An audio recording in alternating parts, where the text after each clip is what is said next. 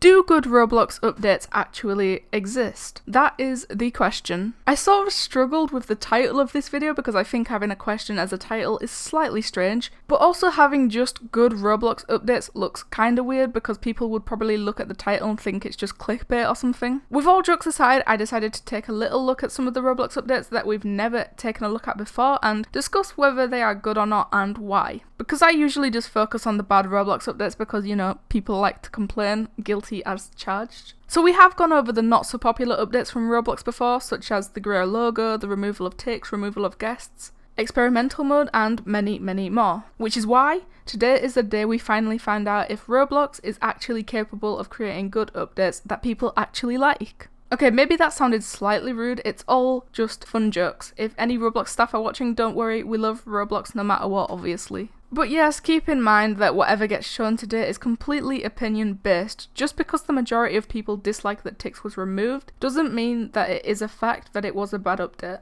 There are still people out there who like the removal of ticks. People are allowed different opinions, so with that being said, let's take a look at these updates. The first update that I think was good is going to be a very obvious one, and that is the Roblox logo. And obviously I don't mean the grey one. I mean this one, the current logo for Roblox for the whole site, and the reason I think that that current logo was a good update is because the first ever logo was not that great.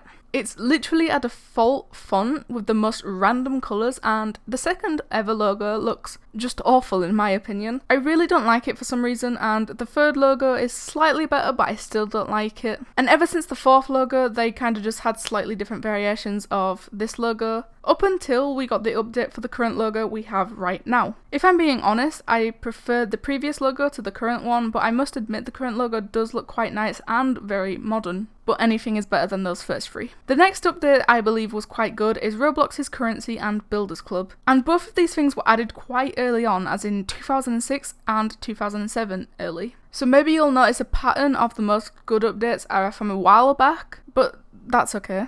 But anyway, if you did not know, both Robux and ticks were not in the game when it opened. The first currency was actually called Roblox points, and you couldn't buy them, but you could earn them as a daily login bonus or from playing mini-games. Eventually Robux replaced Roblox points, and shortly after that ticks was also added to the website along with Builders Club. And the reason I think Robux and Builders Club were good additions is they obviously help Roblox a lot. People buy them, which gives Roblox money, which means they can keep the site running. And not only does it keep Roblox online, but it provides extra features to the players. You can purchase items for your character with Robux, and after game passes were added in 2012, you could also get extra features in different games. As well as a daily Robux bonus, Builders Club allows people to join more groups or even create groups, which encourages socialization, and also allows them to sell stuff as in game passes or clothing, which means players can actually profit their Robux by creating clothing or games, and eventually even DevX that Robux for real money. So overall I think Robux and Builders Club were great additions to the game.